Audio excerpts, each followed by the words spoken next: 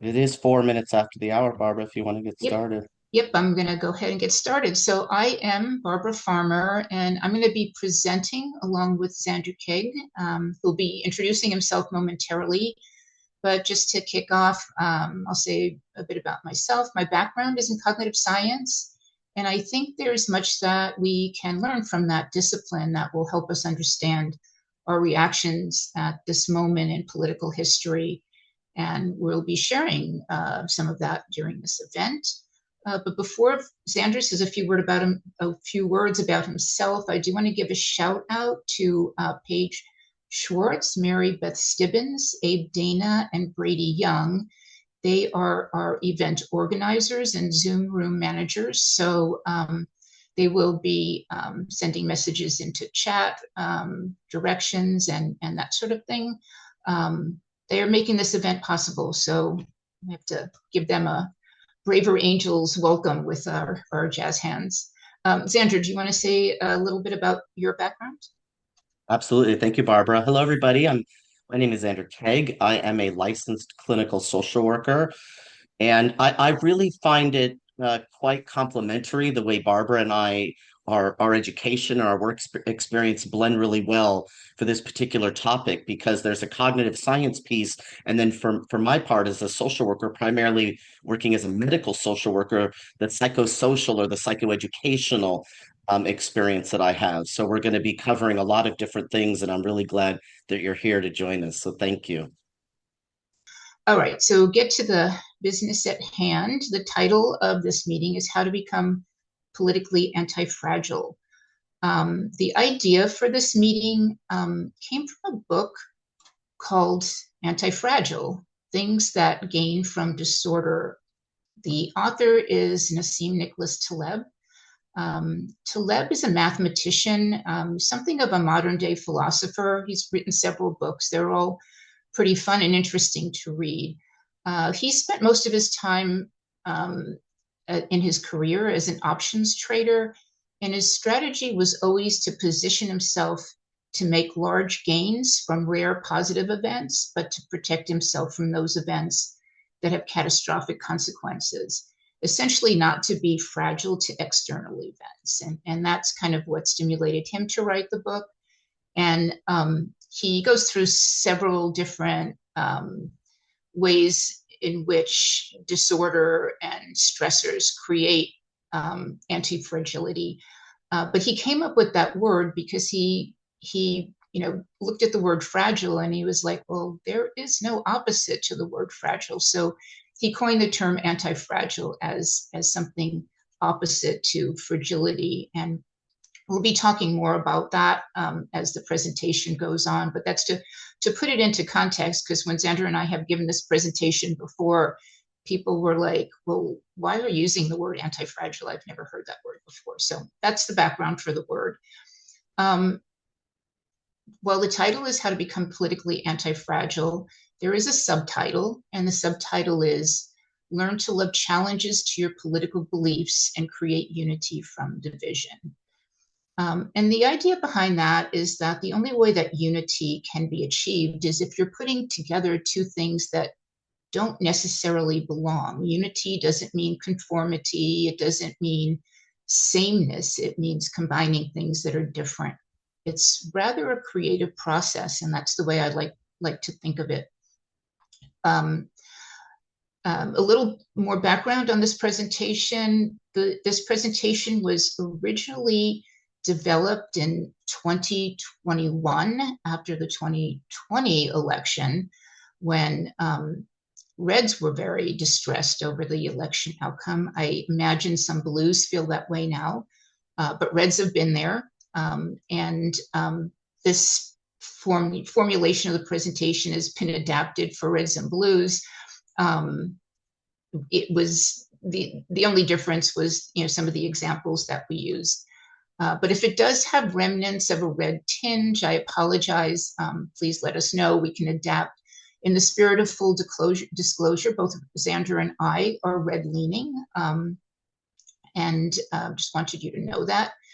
And then a little bit more background. We talk in this presentation in general terms about the left and the right, about red and blue, um, in general terms, with the understanding that there are many nuances within and between groups. So if the generalization fits you, great. If not, that's great too. There's a lot of variation within each side of the political spectrum. Okay, so we'll go on to the agenda. Yeah. Okay, so the agenda basically, we're going to talk a little bit about what political fragility is and why we are fragile. We'll talk a little bit about the neurobiological roots of fragility. And then the second part of the presentation is all going to be about strategies for becoming anti-fragile. And then we'll hopefully have time for questions and discussion. Very good. All right, next slide. Zander, you're up. Thank you, Barbara. So throughout the presentation today, we're going to be using specific terms that may or may not be familiar to you, or even if they are, we want to be able to provide a definition, a working definition for what we mean when we're using these terms throughout the presentation today. So one of them is fragility. And again, fragility, the quality of being delicate or vulnerable, easily broken or damaged. And then there's emotional fragility, right, which is the tendency to experience feelings of discomfort, self-inadequacy, vulnerability, irritability, emotional instability, perhaps self-blame. And then there's the concept of being fragile at the state level, right? Fragility of the state. And so we're defining that as a breakdown of the social contract between people and their government. We're also going to be talking about resilience, which is the capacity to withstand or to recover quickly from difficulties that we experience in our lives. And then one more time, just to reinforce anti-fragility, a property of systems in which they increase in capability to thrive as a result of stressors, shocks, volatility, noise, mistakes, faults, attacks, or failures. Right. So if to differentiate between resilience, anti-fragility, I get asked that question quite often. Resilience is something happens, right? And then we recover from it. Anti-fragile, but it does something to us. It breaks us down or it pushes us back, something like that. And then we rise out of the ashes, right? Like the phoenix. That's resilience. Anti-fragility is going through all of the same kinds of stressors and strains, but not getting torn down, shoved down, pulled down. It's an ability to resist, and to then grow from it, actually. So it's not just to rebound, it's to grow from the stress and strain and the shock. So that to differentiate those two terms. We'll go to the next slide. I'm going to be talking to you a little bit about some of the work of Jonathan Haidt. For those of you who are unfamiliar, Jonathan Haidt is a social psychologist. He's a professor of ethical leadership at New York University's Stern School of Business. He's authored many, many books, including one called The Righteous Mind, which was published in 2012. He's also on the board of Braver Angels, so that's wonderful to have him with us. And within the Righteous Mind book, Sorry. oh, sorry about that. You okay, Barbara? Yeah. Yep. Sorry. Yeah. So he focuses a lot on what he calls moral foundations. And for the purposes of Braver Angels, right, it would be the left or the blue and the right or the red, right? That we have different moral foundations. And he set up a really good research model for this, and people can still participate in that. It's on the web. But when he's talking about these different moral foundations, he talks a little bit about how human morality relates to politics and religion and things like that, right? And so these are the six aspects that he has established based on the responses to the questions to his research about morality.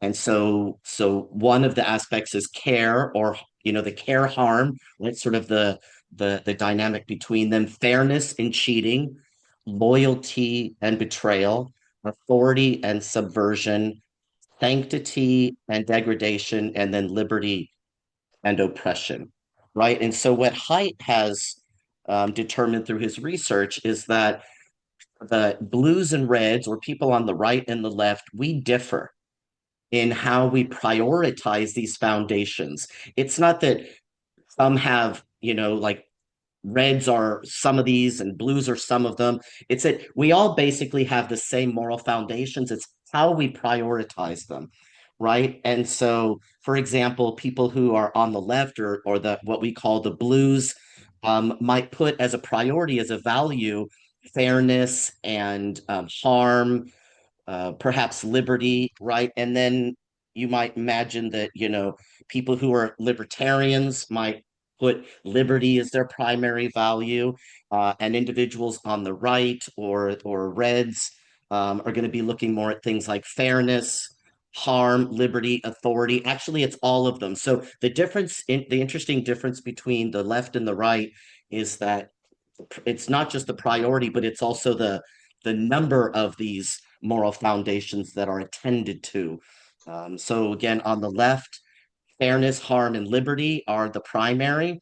And then for those of us that are on the right or center right, who are reds, all of the aspects are primary, and it just goes in a slightly different order. So let's look at the next slide, how it plays out, right? So in 2012, hundreds of thousands of people had voluntarily taken Dr. Haidt's Moral Foundations questionnaire.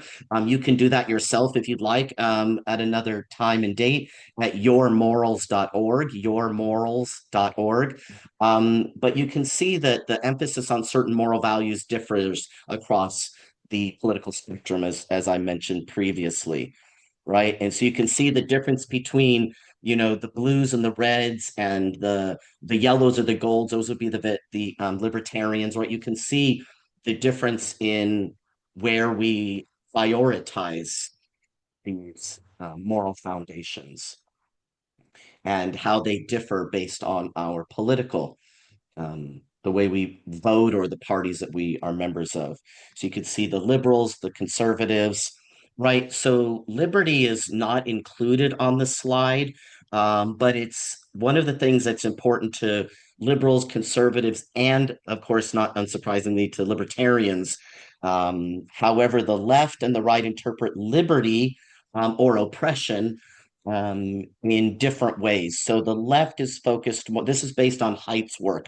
So the left is more focused, or blues are more focused on liberty from oppression, right? By those that are at the top of, say, like a power hierarchy. Whereas those on the right, or the reds, are going to focus on liberty from the place of coercive influences, right? And not wanting those coercive influences and impeding on their life and their property.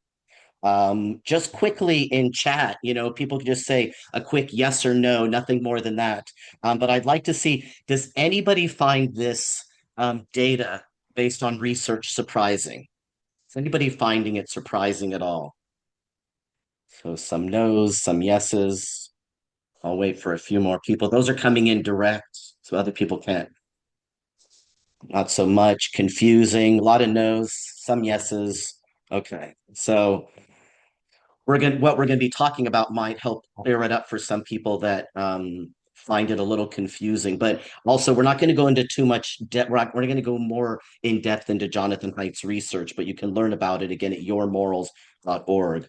So I'm going to pass over to Barbara now. Barbara's going to talk about how the left and the right have conflicting perspectives about the fundamental nature of reality. Yeah, so Thomas Sowell wrote a book called Conflict of Visions.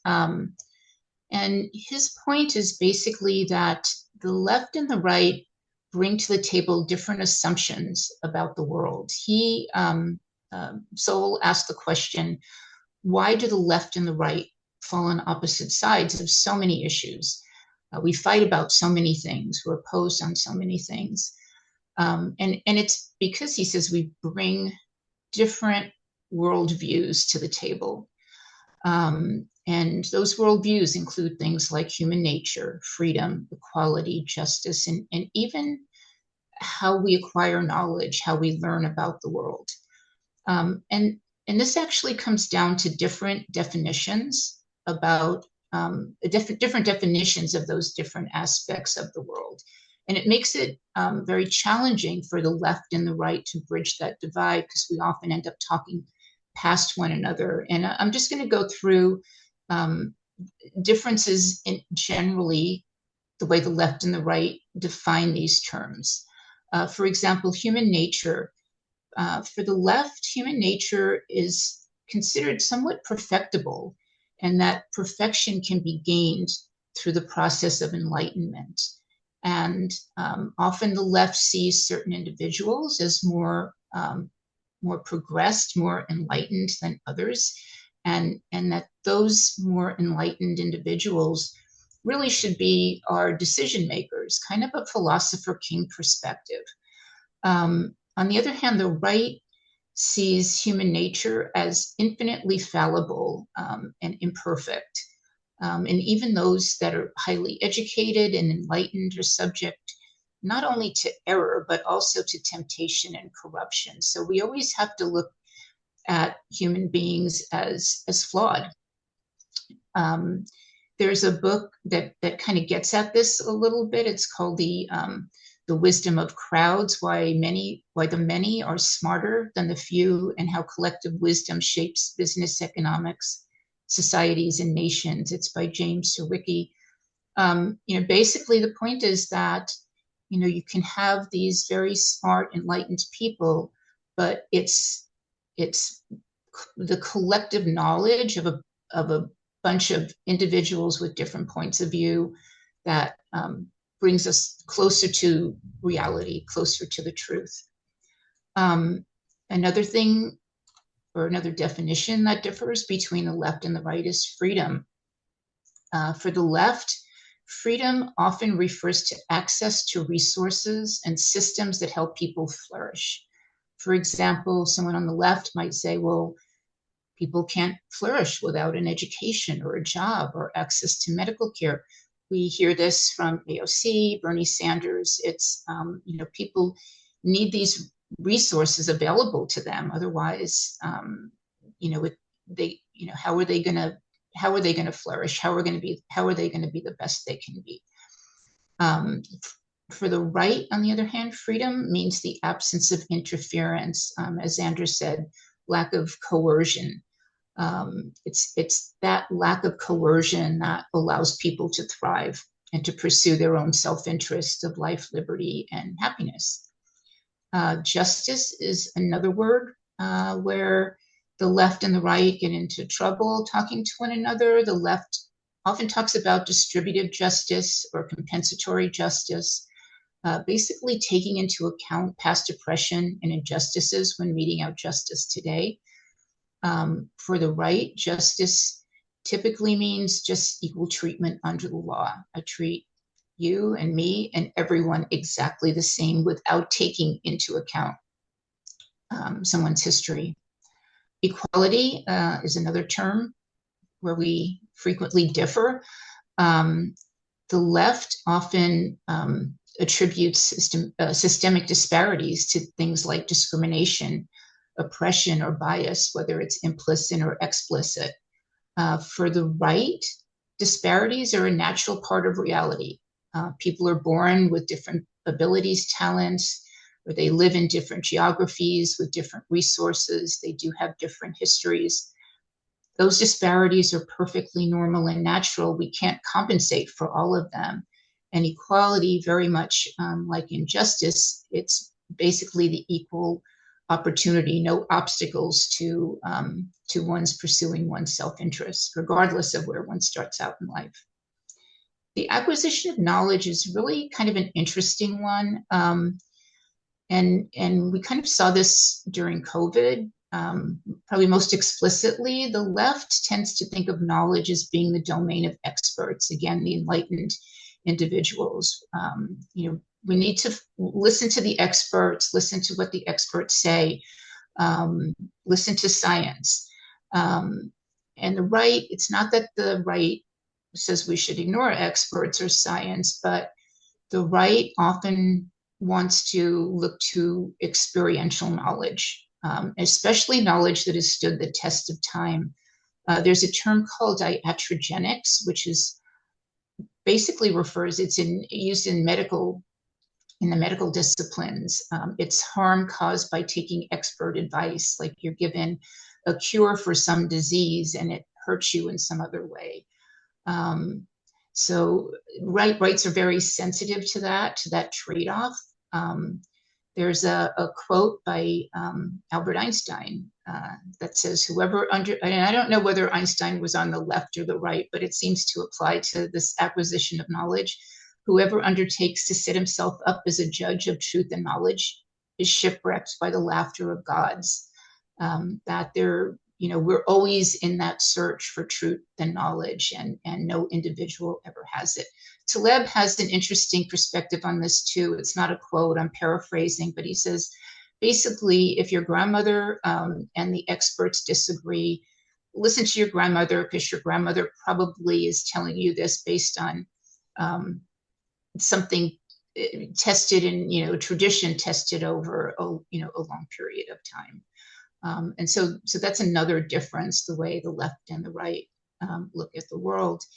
And it's this chasm, this difference in how we look at the world, how we define these terms, that really leads us to an us and them mentality that is very divisive, and it's what we need to overcome in order to be able to communicate well, to be able to bridge the divide between the left and the right, which is what our society really sorely needs. So Zander is going to talk a little bit more about the us and them mentality.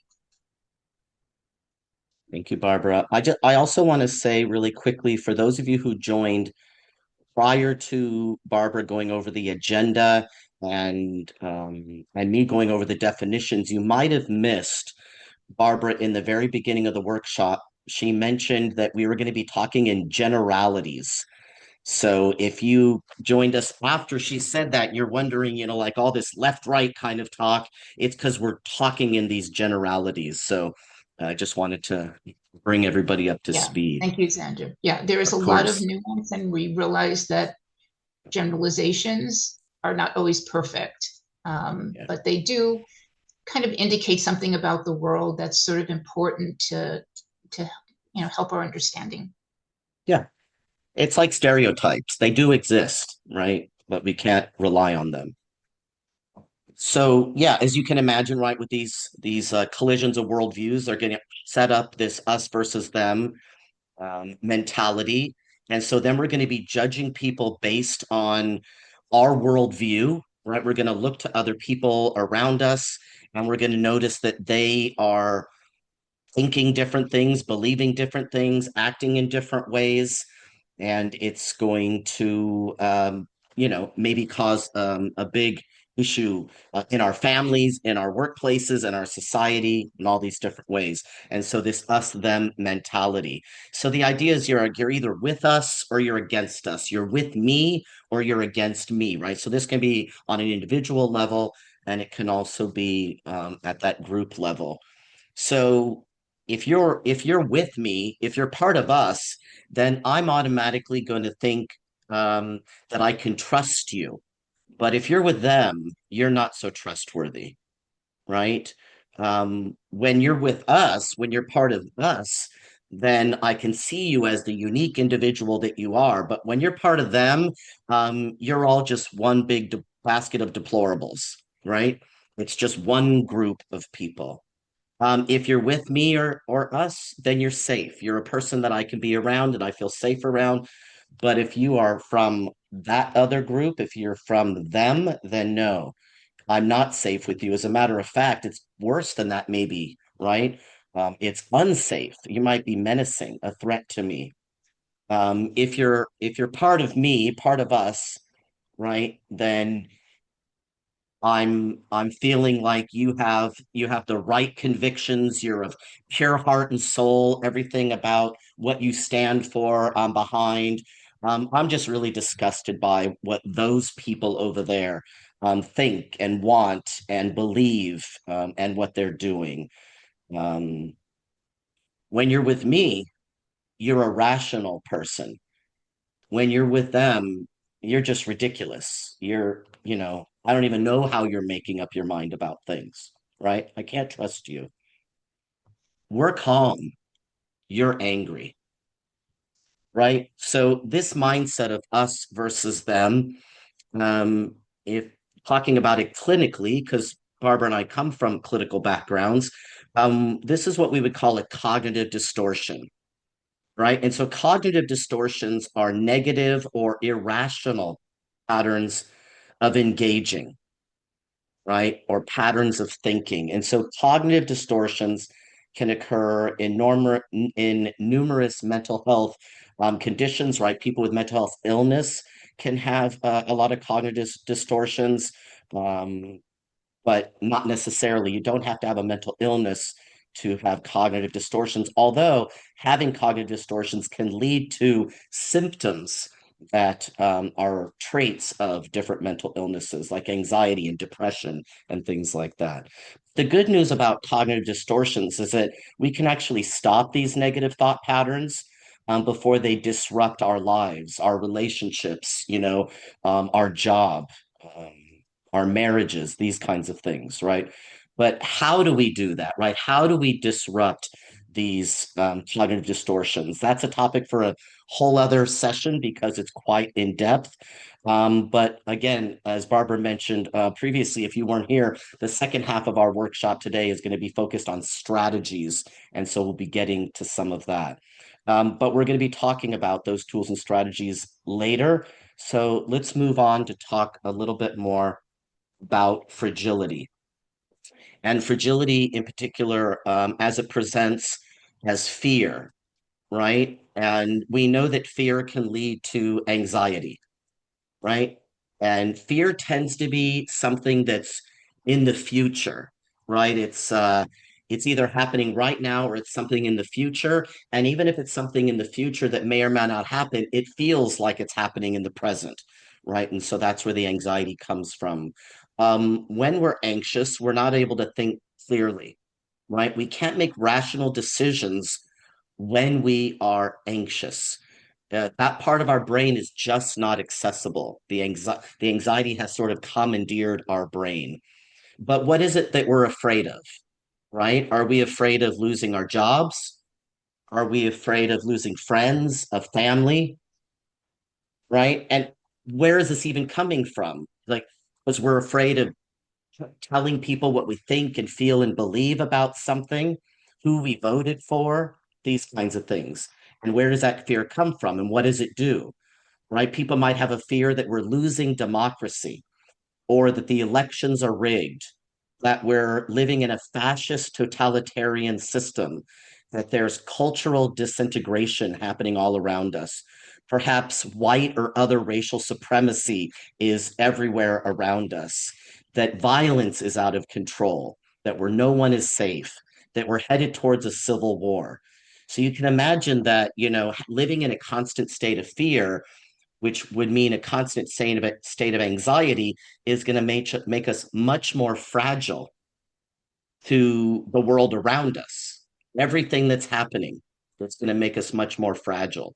So our reactions are going to be coming from that fragile place, that fear-based or anxiety place. So what I'd like you to do is maybe pull out a piece of paper or pull out your phone or something, and this is just for you. I want you to jot down, what is it you're afraid of? Maybe it's something on the slide, maybe it's something different, maybe it's more than one thing. What is it that you're afraid of? I'm going to continue now just for time's sake, but again, hopefully you've come up with what you're afraid of and you've written it down. Sticking with this us them dichotomy, right? This is what fuels the fear, right? Our brains are tuned to be tribal. You've probably already heard this before, right? And so they're just wired to detect and magnify differences, right? We're all here today because our ancestors did what they had to do to survive. And most likely, a lot of it had to do with sticking with their tribe, with their people, right? And so when we think about this way that our brain functions, it's the very Barbara will talk more about it, right? The brain part, but this is just automatic. It might even be autonomic, meaning like breathing and blinking and things, right? It just happens. This is what our brain does. It's prior to conscious awareness. And so, how we're feeling, if we're feeling afraid, then that emotion is going to drive our perception, right? The emotion is going to drive our perception of the people, the place, the situation. And then that's going to trigger what's called the fight or flight response, right? That's the stress response. This is just happens, right? It just happens. It's normal, part of everybody's brain. But of course, the good news is that since it's a normal part of everybody's brain, it's not a bug. It's just a feature, right? There's nothing wrong with us if this is how we're noticing that our brain is working. So Barbara's going to go into a little bit more detail now on how our brains actually work. That's going to help explain a lot of this. Yeah, thank you, Zander. So what is happening with our brains when we us and them? As Zander noted, our brains are attuned to detect differences, basically changes in the environment. Um, in fact, the current model of the brain is that it's a predictive machine. If our sensory system is picking up that which we expect, there's no big deal. We just kind of go along with our lives, happy and merry. However, if we detect something unexpected or different from what we consider the norm, we're like, whoa, we need to be on alert. And that can happen whether we see a saber-toothed tiger, somebody pointing a gun at us, or if somebody has a very, very different worldview that threatens our view of reality. So when that happens, sensory information is transmitted directly and very rapidly to a part of the brain called the amygdala, the emotional center of the brain. The amygdala makes a quick and dirty assessment of what's out there, even before we're consciously aware of the object. Just as Zander said, it's very automatic or autonomic. If it detects such a threat, there is a cascade of stress hormones that's triggered, specifically cortisol, adrenaline. These flow through the bloodstream, and this is essentially called a stress response. And it readies the body, as Zander said, for fight or flight. Some stressors, some things, some stimuli can be instinctually threatening, things like spiders and snakes. Other animals have that stress response to spiders and snakes. Other fears can be learned. If you see your neighbor's arm getting chewed off by a saber-toothed tiger, and maybe you'll learn not to go near one. But we can also learn that same fight or flight response to symbolic stimuli. Whenever we see a Republican or a Democratic symbol, we may have that same trigger and get that same sense of being threatened.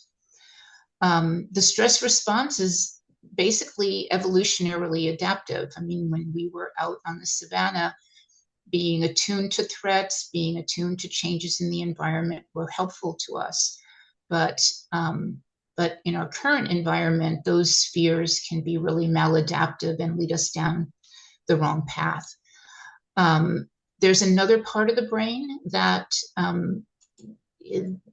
kind of leads us astray when we're dealing with people that we disagree with.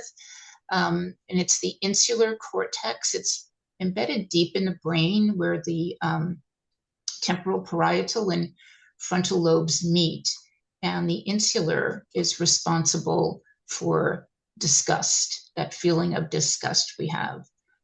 In an evolutionary sense, the insular protected us from consuming things that are not good for us. So we can get that response to bad food. We can also be disgusted by bad odors. I think we all know, we've probably all had experience where we've eaten a bad peanut or smelled something yucky and had that disgust response. We can also have that response to foul thoughts. The thought of Jonathan Haidt did some experiments where he exposed students to scenarios where they responded with disgust, things like siblings having intercourse. Sort of an automatic response for many of them that was just a feeling of disgust. And the scenarios were set up so there was no logical reason to feel that way, but nevertheless, that feeling was evoked by just the thought. And then, of course, we can also feel disgust towards people. And I still have poor Kamala up there, and Donald Trump is around all the time.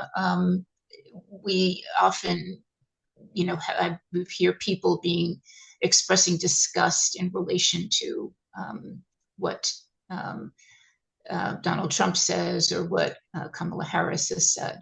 And disgust leads us to look something like this, which is not a good look. And so we want to be able to get over that really quickly.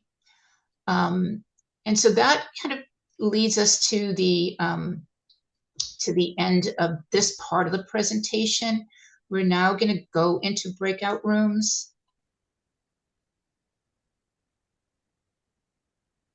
Welcome back, everyone.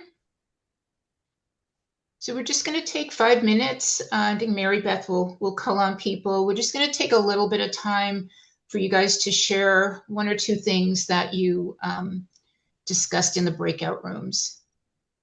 Whoops, you're not There able we to. go. There we go. There Now you I can go. do it. Yep. Thank you. Okay. So, yeah, I had a great group of 4 people. We had Julie, Kelly, and Aaron. I got to meet 3 people.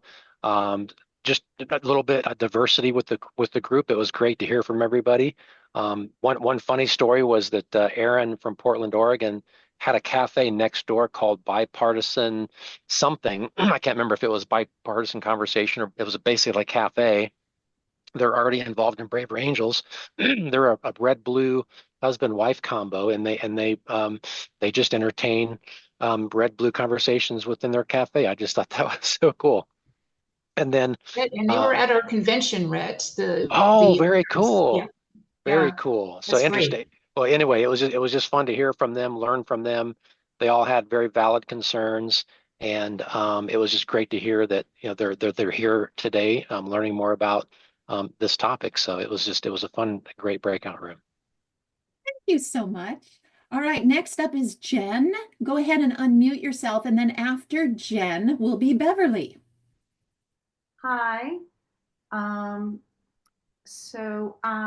had a great breakout room also with 2 other women, Anna and I think Maura. I'm terrible at remembering names, but I think that's their names, Anna and Maura. Anna had been to a political rally recently. That was she said, I think mostly Trump rally, but that there were also protesters there, and Anna went around and talked to everyone and was able to find common ground with lots of folks, and says that they find, we were talking about the moral foundations, and we all 3 of us pretty much said that the care harm was kind of the most important to us, but there were some, I think I'm reporting that accurately. I'm not 100% sure. But we were talking about care and harm. We were talking about how difficult it can be to see things from other people's perspectives if you have not lived someone else's perspective or been close enough to someone to be able to really hear their perspective. That I had mentioned that I have my niece who lives with me who's African American, and was talking about the the rampant sort of racism that I have seen them experience in healthcare settings, to such an extent that I feel the need to accompany them to healthcare appointments to ensure that they are not discriminated against. I've seen very, very specific instances multiple times. Maura also brought up the idea of the LGBTQ community and how those folks can sometimes be put out of their homes, and that if you haven't spoken to someone, or if you have known someone who has a really, really different perspective than yours, it can be really hard because we imagine that things are fair. We imagine that people are being treated equally, when in fact that may not be the case at all. So that was part of what we were talking about. Okay. Okay. So there were four of us, three women and a man. Probably mostly blue, left-leaning. The man was more towards the right and more centrist, really. I think most of us expressed fears about financial and healthcare, losing things that require us to allow us to continue, our current lives, seem to be in jeopardy. And so that's a large concern for everyone. Concern about the courts being ignored, and people's rights to express their own case in a court in jeopardy.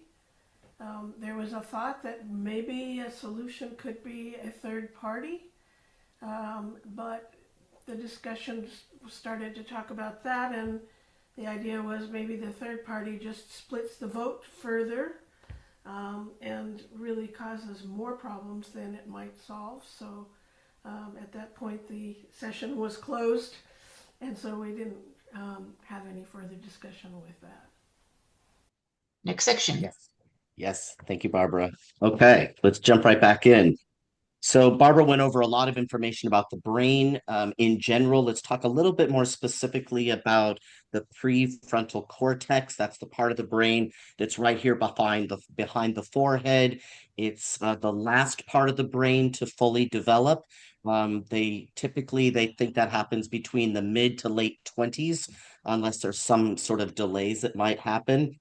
The prefrontal cortex mediates this fight or flight, meaning the fight or flight impulse comes from deeper in the brain, the amygdala, but the prefrontal cortex is what can help us mediate it, right? It can help us slow things down and weigh consequences and engage in rational decision making, right? Because remember, when we're feeling anxious, we're not necessarily going to be able to do that. So we have the ability to calm ourselves down.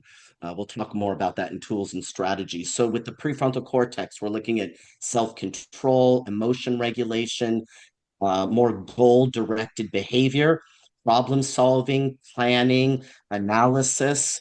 For somebody like me, I have ADHD, and my prefrontal cortex, my executive functioning, doesn't function at the what would be considered neurotypical level, right? So there's a lot of different reasons that this part of our brain might be not optimized, but we still have it, most of us, this prefrontal cortex fully wired up.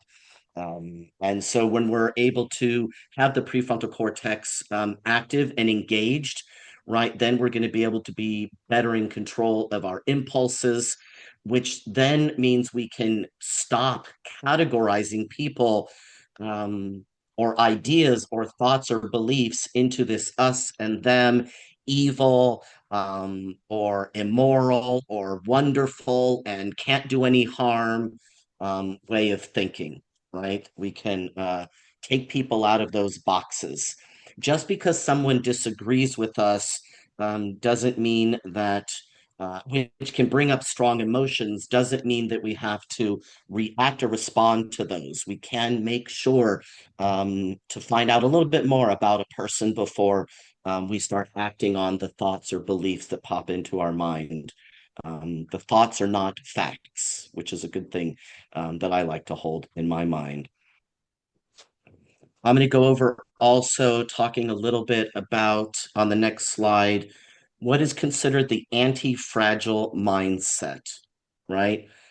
So again, Anti-Fragile from Nassim Nicholas Taleb is a Lebanese American essayist and a mathematical statistician, and he wrote that book, Anti-Fragile: Things That Gain from Disorder, right? We get stronger with all of this um, stressors, right? Some of us. And so when we are anti-fragile, right? When that is our mindset, when that's where we come from, when that's our skill set that we have at our disposal, we are going to embrace challenges. We're not going to run from them. And they're also not going to tear us down, right? They're not going to drive us down or drive us away. We're going to embrace them. Some people might run right towards them. Um, and we're going to be less resistant to taking risks, right? When we have this anti-fragile mindset. And so the idea is, with what Taleb says is that some things benefit from shocks, right? They grow, they thrive when they're exposed to this volatility or this randomness, right? The disorder, the chaos, the stressors, right? Anti-fragile people actually thrive in this kind of environment, right? And so to just think about that. And again, this isn't going to be everybody. Not everybody wants to be like this or necessarily has the capability or capacity. Some people might be thinking it doesn't sound good at all, right? But we're presenting it as a way of a different way in which people are living there out in the world and are interacting with the information that is coming to all of us through our different sources, processing it, and therefore, in turn, how they're responding to it. You might be shocked that people aren't as outraged as you or aren't as happy as you about how things are going. It's because we're all responding to it in a very different way. And for some of us, it might be in this anti-fragile way, right? But being anti-fragile, it doesn't mean that we're denying how we feel, right? We might feel anxious. We're not denying that we're feeling anxious. But instead, what we're doing is we're accepting that we're feeling anxious, and then uh, we're tapping into the parts of ourselves that we have that can take us into a different interpretation or a different response to the things that are going on around us. One of the examples that's familiar to both Barbara and I, because we've worked with the military. I worked for the VA for a number of years and then the US Navy Medical Services for many years, right? And so Barbara has a similar kind of background. When we think about combat stress in particular, right? How do we deal right? How do we train those who have been in combat to deal with stress? Well, right, through relaxation techniques, mindfulness techniques, right? How to turn that hopelessness that they feel into hopefulness, right? How to take that anxiety and panic and teach ourselves how to do mindfulness practices like breathing and meditation, right? So Barbara's going to cover a lot more of that, but that's sort of because that's our background, it does sort of undergird a lot of the way we talk about this topic. So I'll hand it off to Barbara now to go into more details about that. Thank you, Zander. Yeah, just to put some concrete examples in front of you regarding anti-fragility, some of the examples that Taleb brings up in the book that don't have to do with our mental state, that have to do with physical things. Things like our bones need stressors, particularly as we get older. Doctors keep saying, you need to do straight weight-bearing exercise to make your bones, to strengthen your bones. Our immune systems need to be exposed to germs in order to be able to resist diseases or viruses, dangerous viruses later in life. So that's kind of what Taleb is talking about, leaning into the thing that's uncomfortable and stressful in order to strengthen the system. But in terms of mindset, when we did this for the Red Caucus during after the 2020 election in 2021, we talked about it in terms of what Navy SEALs do in their training, because Navy SEAL training and the practice of being a Navy SEAL is extremely stressful. How do they develop an anti-fragile mindset? They need to develop this mental toughness, and it's very much akin to the philosophy of Stoicism. Stoicism, as Zander said, does not tell people don't feel anything, stuff your feelings, and that sort of thing, which is kind of what people think of when they hear the term Stoicism. But what it really is, it encourages people to focus on what they can control and accept what they can't. And this leads to emotional resilience and inner strength.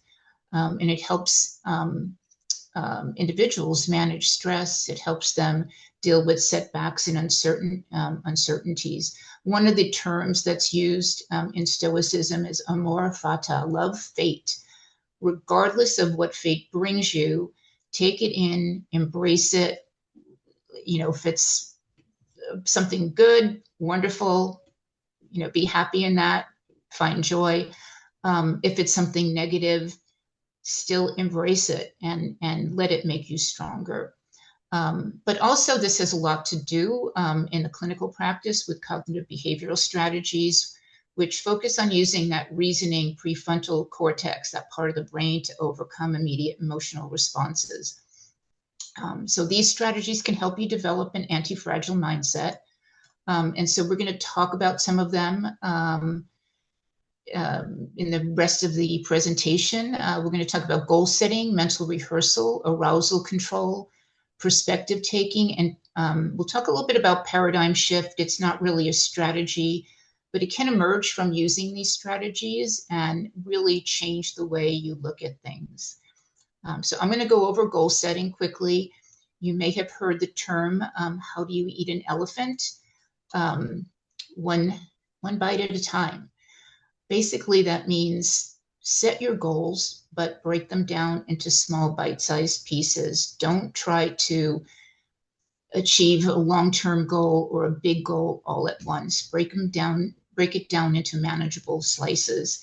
If you're having a conversation with somebody you disagree with, try to arrange it so that you address one issue at a time. You may have been in conversations where, you start out talking about immigration, and then, jumps to abortion, and then it jumps to taxes or tariffs. Now, those kinds of conversations are not going to get you anywhere. Figure out what you want to achieve in your conversation, and then really try to keep the conversation on track to that goal. Try to reach agreement with your conversation partner that that's what you're going to do, that you want to make progress, and that's the best way to make progress. Focus on your short-term objective, whether it's understanding, helping the other person understand what you're saying, understanding what they're saying, or finding some clarification. Stay alert to the fact that the other person may not stick to these short-term goals, so you may have to, consistently redirect. Also, imagine negative outcomes. Not every conversation is going to go well from your perspective. If it doesn't go well, you're going to feel bad. Imagine how that feels. You're engaging in this so that you are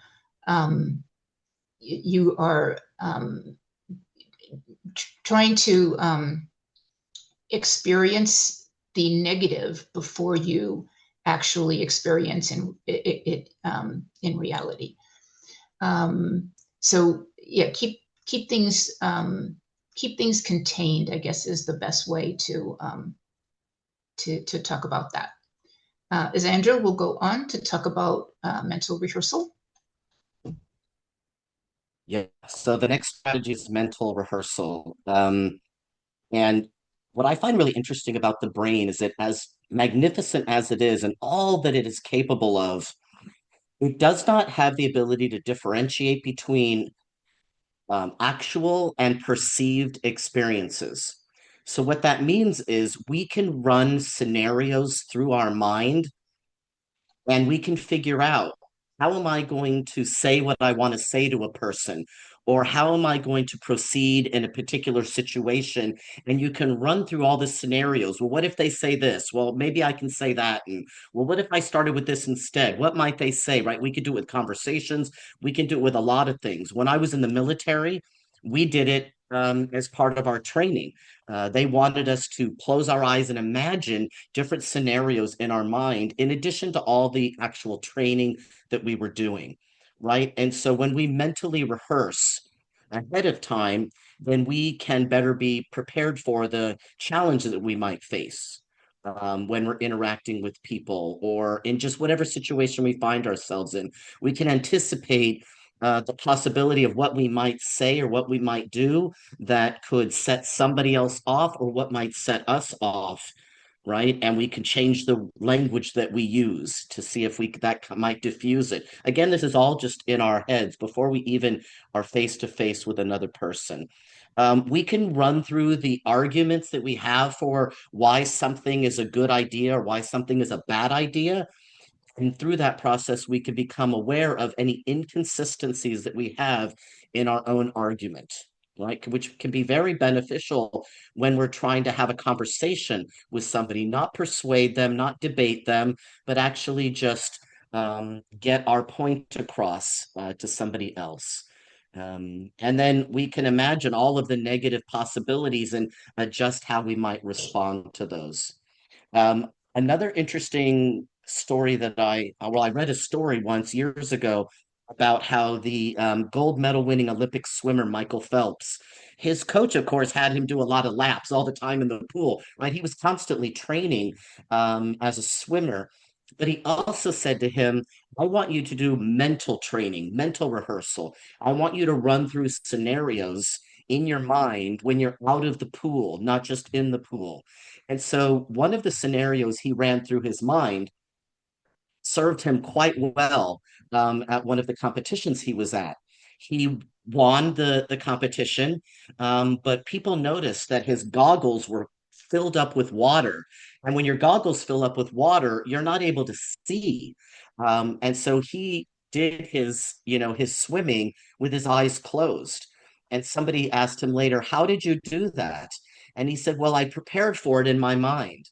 He said, I knew how many strokes and kicks to get from one end to the other, and when I needed to flip to kick back to go to the other side. So he mentally rehearsed swimming with water in his goggles. To me, that's just fascinating, right? So we have the ability to do that in many, many different ways. Now, for some of us, it might be a little bit of a strain. Like for somebody like me, I don't have visualization. I can't visualize.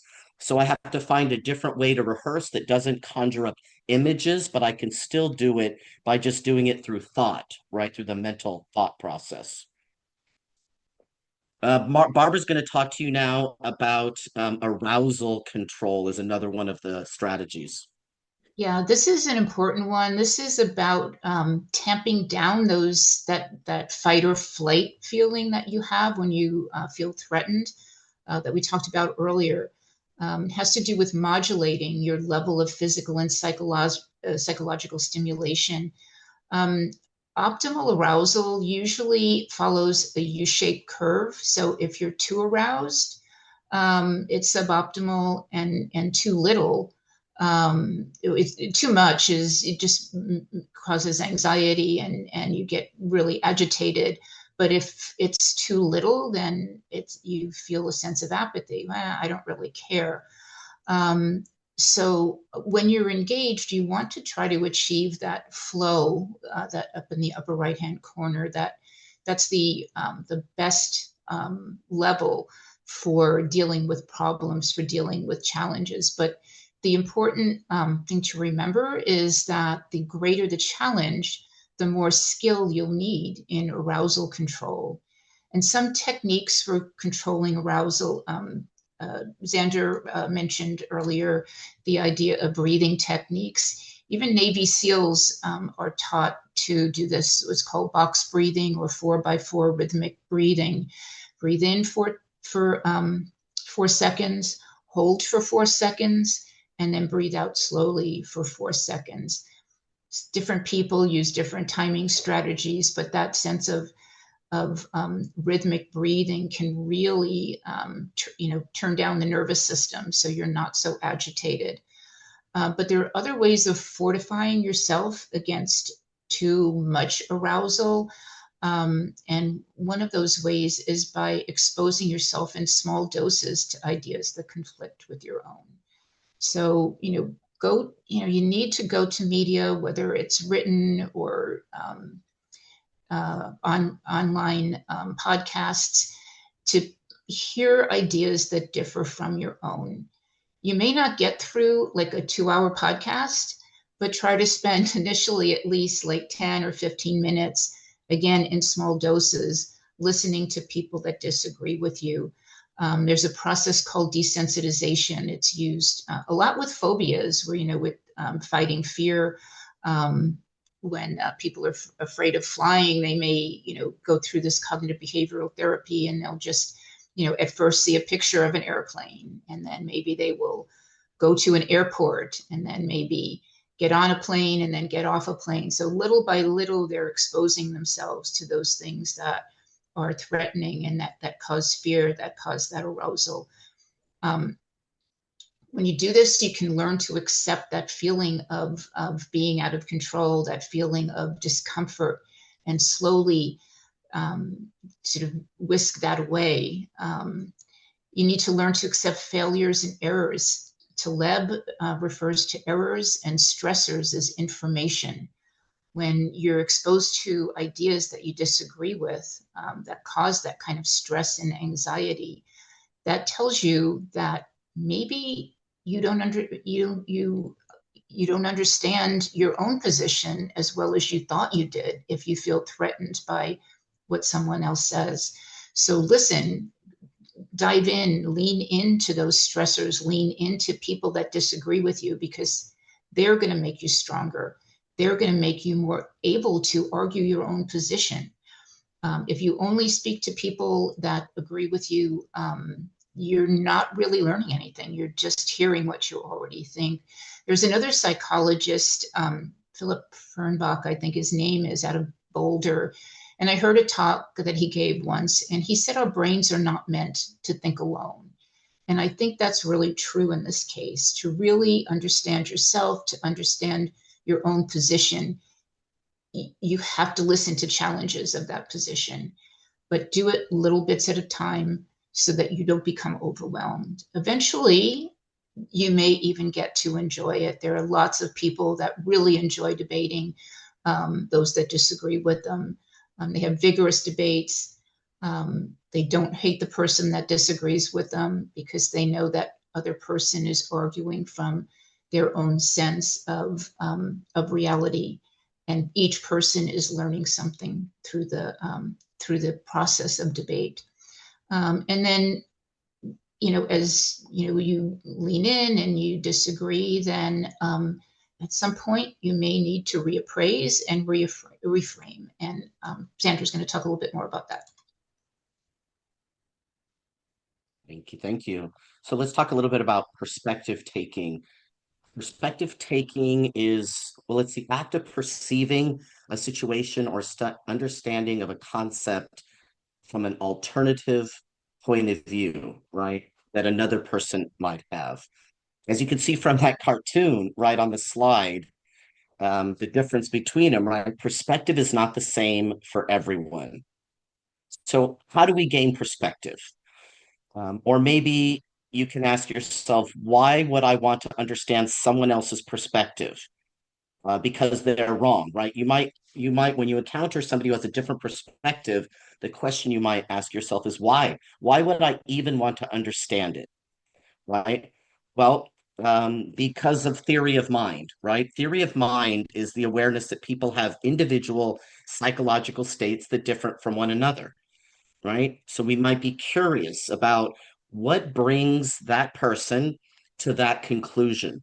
What experiences have they had in their life that have led them to feeling and thinking and believing how they do, right? And so some people think that perspective taking and theory of mind are the same, but they do differ, right? So theory of mind is the recognition that another person has different thoughts and feelings, while perspective taking is more around the ability to take on another person's point of view, right? And so remember when Barbara was talking about worldviews, that's what we mean when we say point of view.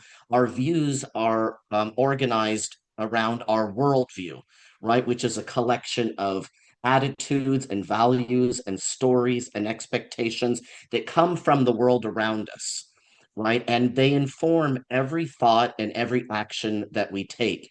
We don't know it, it's not at a conscious level, right? And so we can conclude then that our perceptions on things like politics and philosophy and religion are heavily influenced by our worldview, which again is influenced by all the things and people around us, right? The culture around us. Um, we might not stop to think about it too often, but our worldview is shaped um, by the world that we interact with and have been interacting with since we were young, right? It influences our values, our choices, and our actions. There is a four-step process that Amy Lou Abernathy talks about with perspective taking. That would be a whole nother training, so we're not going to go into it, but you can see there the four basic components of that, right? The steps. First, to seek understanding, and then to ideate, right? Ask yourself, right? You understand the other person, then you ideate. You ask yourself, how do I perceive the world around me? Right. And then you hypothesize, right? So you have some ideas, you narrow it down, you take your best guesses about things. And then maybe you adjust, right? You adjust your own um, thoughts or beliefs or feelings about something based on new information that has come in.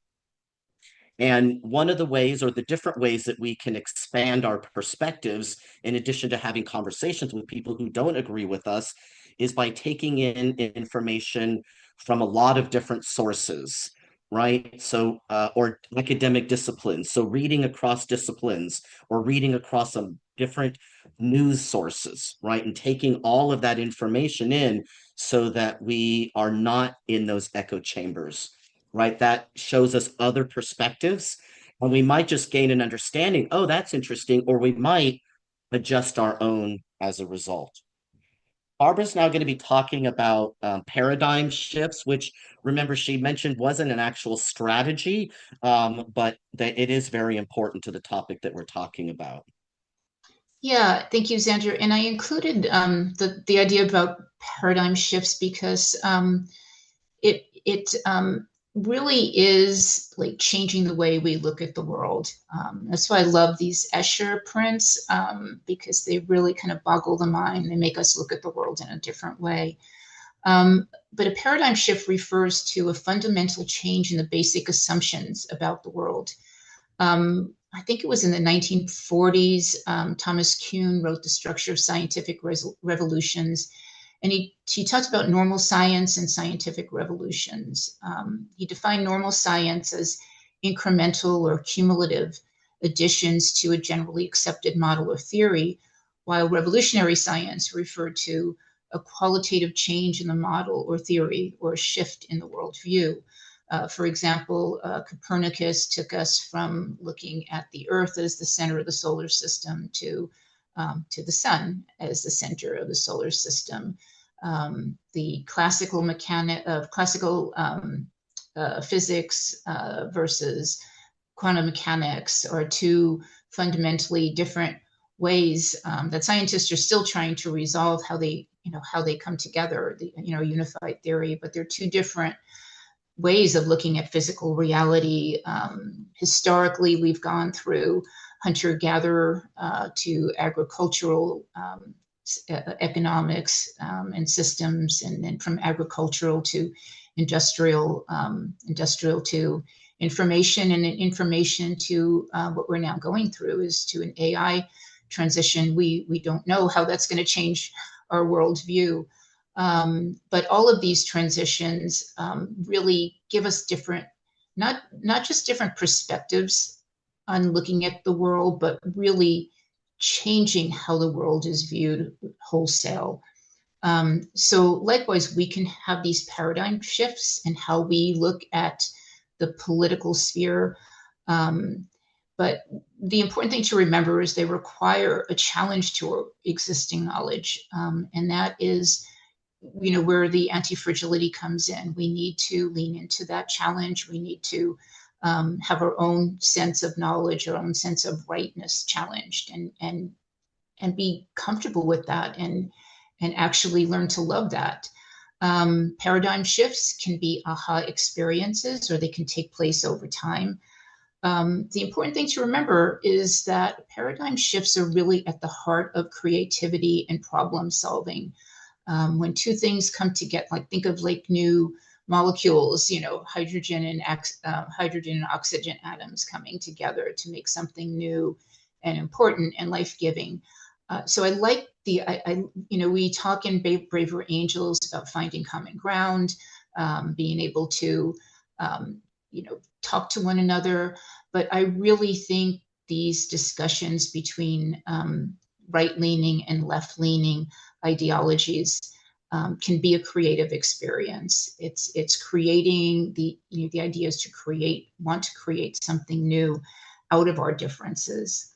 And the bottom line is paradigm shifts can make them part of us, and that's really the goal.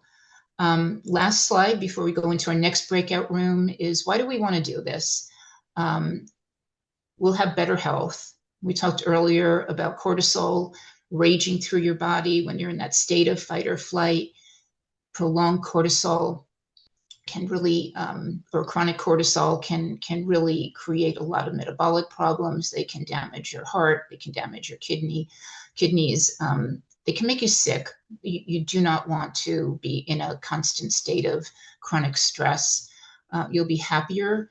You will learn something. You'll get a more objective perspective on your own positions, and maybe you'll be able to strengthen your positions because you will be able to become resistant to the challenges. You'll be able to to argue against those challenges, or maybe not. Maybe you will change a little bit. Maybe you'll create it.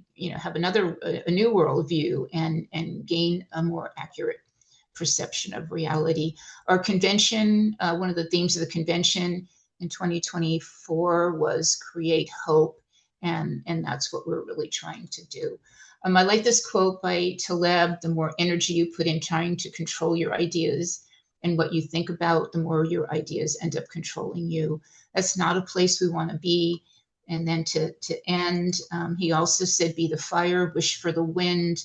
A fire or a wind can blow out the flame of a candle, but it can also ignite a fire into something more grand. So we want to be that fire and look for those things that can ignite our thinking. So we're gonna go into a breakout room.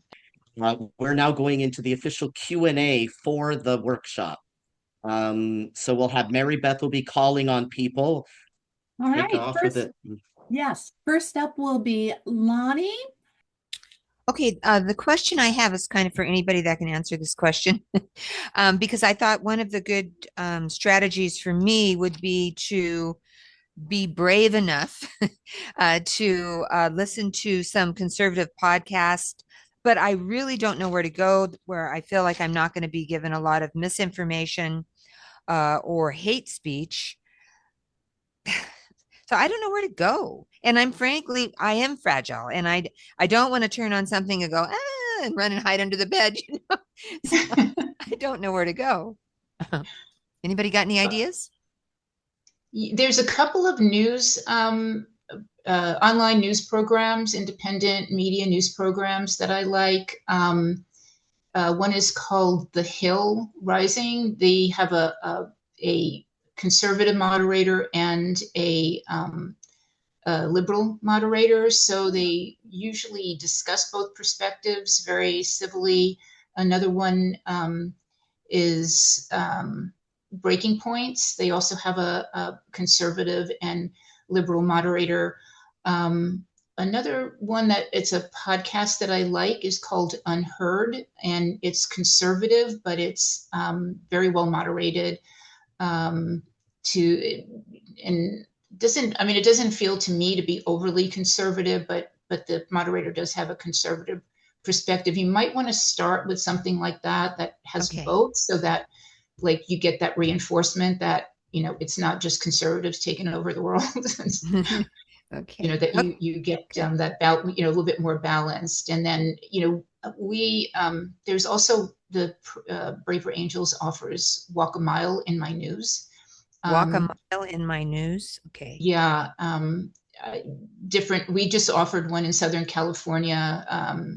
Just finished up last week, but in different alliances offer that, and then you meet with somebody of the opposite political persuasion, and you share media, and then you discuss. So those are a few quick options. I have a long list of media that I like that I could share with you. So if you want, you can email me, and I will share some other options with you. I don't want to take up the whole question and answer time on conservative media. That was very, very helpful. And someone else was mentioning that Braver Angels would have stuff too. So I will do that, Barbara. Thank you. Thank you You're very very much. welcome. I'll mention Next a couple up, also. No, I wanted to mention some podcasts too. Braver Angels has a podcast. Listen to that one because they bring on blue and red guests. So that might be helpful. I listen to Honestly, which is from the Free Press. You can find that at all the places you can find. And that's also kind of it'd be like a blue, red, purple. It's more like a purple place. And so that might be good as a way to hear conservative views that are not going to be moving into what you might consider to be hate speech. But then again, they might, because we all have different definitions of what that is. And if anybody who's here today is more conservative leaning and listens to podcasts that you think might be a good intro podcast, please drop it in chat for everybody else. They could check them out. Okay, we'll move on now. Thanks, Mary Beth. all right, next up is Eric, and then after that will be I might not be pronouncing your name right, Callie in Tennessee. Go Okay, ahead, Eric. yeah. I mean, There was a comment about we want to be able to accept a challenge to our existing knowledge, lean into it, be comfortable with your own rightness being challenged. It depends how comfortable we are with our own point of view, but when I challenge somebody else's point of view with my point of view, they get very sensitive and defensive. And so I guess my question is more like, how do I deal with that other person that is not comfortable being challenged? Have them attend one of our workshops. Yeah, this is helping for sure. Yeah. Yeah. You have to tread lightly and let them know that your challenge, I wouldn't call it a challenge in that case. I would say, I'm curious as to, why you believe what you do. I have this perspective and I see you have a different one. Out of curiosity, where did your perspective come from? And we should do that anyway. And when I use the term challenge, I don't mean pick a fight. I just mean that, lean into things that you're not comfortable with. Monica Guzman is one of our premier Braver Angels. She goes around giving presentations all over the country. She, talks about approaching differences from a perspective of curiosity. And so hopefully that can help tamp down some of the emotion. all right, I next forgot up. to mention really quickly, I forgot to mention when we all came back that we are going to be going a little bit past the top of the hour. You can leave if you need to, but we will be staying on for a little bit after the top of the hour so we can get to some questions. Yeah, Barbara, I think it was on one of your slides where you talked about the ideal state of flow, and we talked about it a little bit in our breakout, trying to unpack that, what it looks like. But I want to give you the opportunity, if you could try to describe a little bit more, what does flow look like in a real world scenario? Like Kali is in the state of flow when he does fill in the blank. It's a term that it can be, think about like an athlete that is training and is trying to reach that perfect sense of equilibrium where there is the optimal energy being put into the endeavor that the person is about to embark on, whether it's a race. My son was a figure skater, and we used to watch a lot of figure skating. And I remember there was he was an ice dancer, my son, and we used to watch a lot of ice dancing. It was an ice dancing team that from Canada, and I can't remember their names right now, but they were world champions, and they were, in the Olympics, and they were the favorites to win. Everybody thought they were going to win, and they came in second. And they were interviewed afterwards, and the woman, the female skater, in a beautiful French accent, she was asked what happened. She said, "I think we weren't nervous enough." She didn't reach that peak energy that doesn't go over, but doesn't fall short either. So that to me kind of is like that, sort of epitome of what we mean by flow, is like reaching that balance. But we can reach it. We don't have to be world-class athletes to be in flow. When you're doing anything that you're really engaged in, where you lose a sense of time, you're reading a book and like you just can't put it down, or you're writing a paper, which many of us probably have never had that sense of flow when writing a paper, but some authors probably do, I don't even have to think about what I'm writing. My hand is just doing it. Assuming that you're writing longhand, my fingers are just going on the computer keyboard, and the words are just coming out. I think John McWhorter talked about that. He said, "I didn't write this book. The book wrote itself." And it was one of his recent books. So does that help? Yes. Yes. Yeah. We were going with the same kind of thing, talking about music, when you just kind of, you're improvising. Someone else brought it in, not me, but when you're improvising music and things are just, everybody's just kind of at the right. You lose yourself. You lose yourself in it. Yeah. Very good. Okay. Thank you. You're welcome. All right. Next up is Christine. And then after that will be Len. Thank you. So this is actually part of the breakout room. And so our group, there was a number of us that really felt like these tactics won't help that much because they're just so on edge. My thought is, like, you need to be really clear about what you want to have in a conversation. You'll set your goals and understand. But I just wondered if there would be any feedback from the speakers who, from the perspective of, these feel not helpful. It's not that good. I mean, I don't feel that way, but a lot in our group did. So,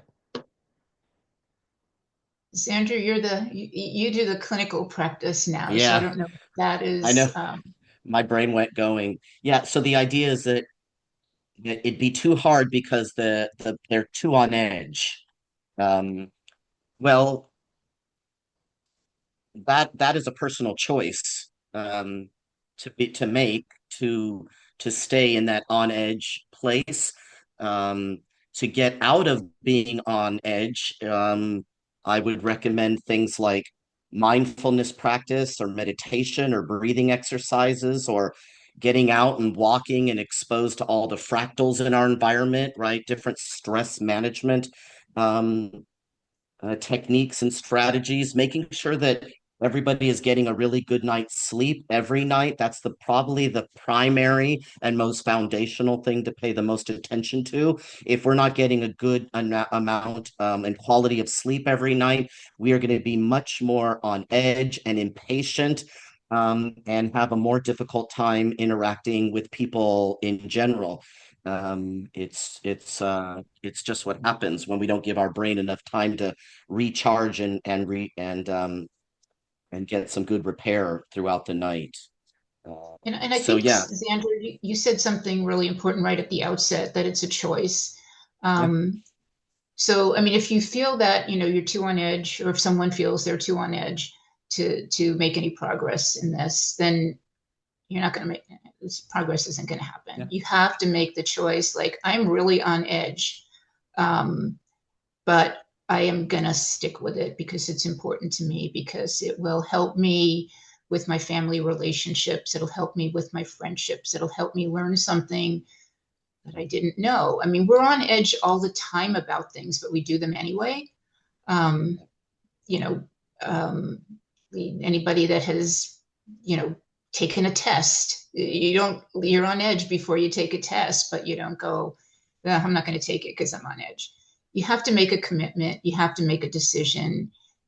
This is about making choices and being going back to that term, anti-fragility. It's about making choices to do the things that are hard, so that then you're able to do them better and withstand the discomfort. And then the discomfort ultimately goes away.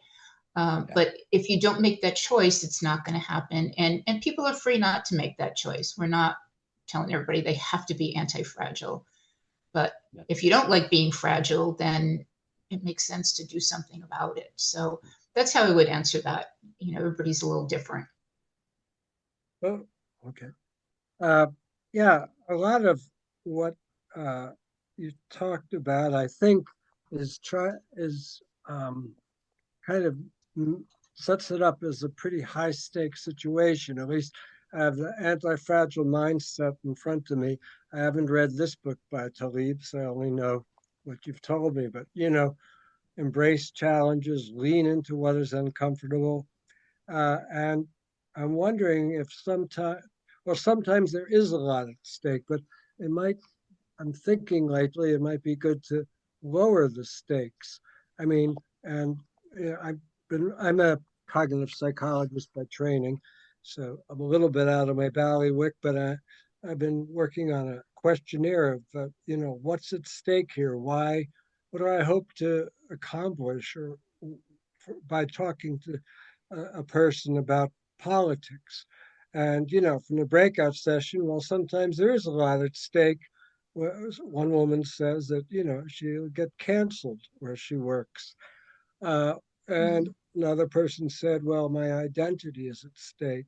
Well, is it? You know, if you're honest with yourself, like you know, sometimes we're doing it because we want to look smart, especially if we're talking to someone else who's competitive and wants to look real smart. Well, do I have to do that? You know, maybe that's not at stake. Maybe we could clear the air and say, hey, you know, I've read a lot of books on this, but neither of us is a real expert on this.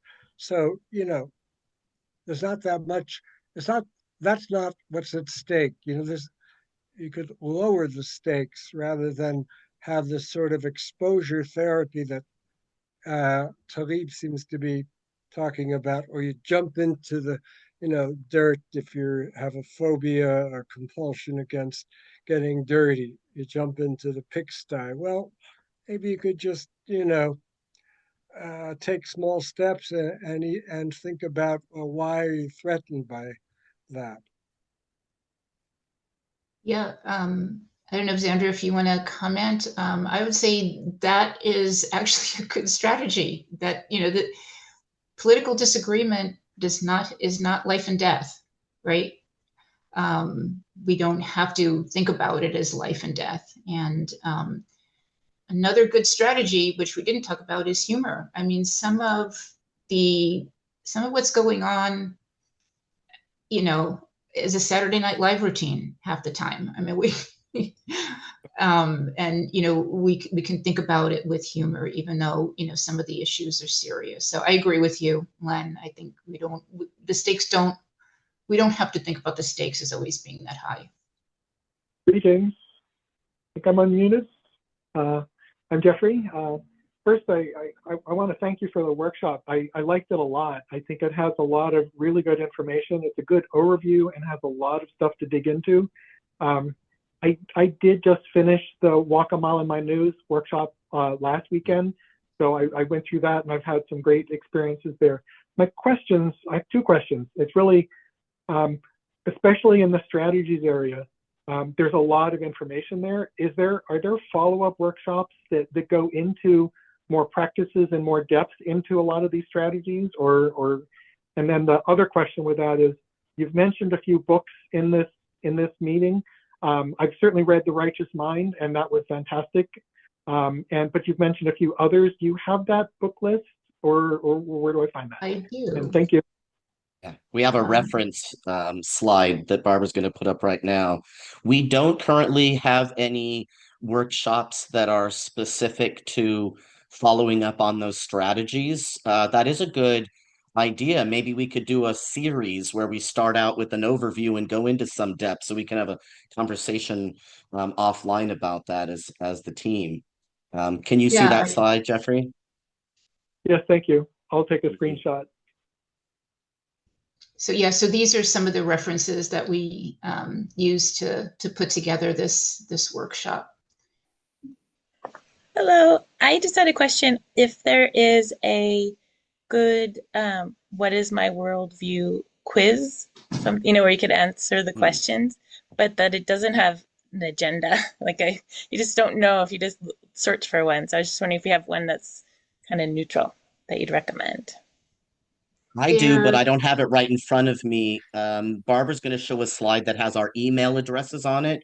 You can send me an email and ask me for it. Just put it in the subject line as well, and I'll send it to you, because I actually do a workshop that's focused almost exclusively on that within the social work profession. So yeah, I can send that. It's not so much a worldview. It's a little bit different, but there was a Pew Research survey a couple of years ago that had, Mary Beth, you might remember, the 6 or 7 categories going from, super like patriot flag and religion right to, to moderate right, to moderate left, to socialist type perspective.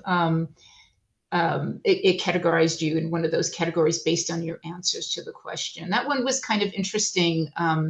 Many people in Braver Angels actually did that, and people were surprised at how they were categorized in some cases. It didn't get at the worldview quite the way Thomas Sowell talked about it, but that was an interesting one. We can share that one with you if you send us your email.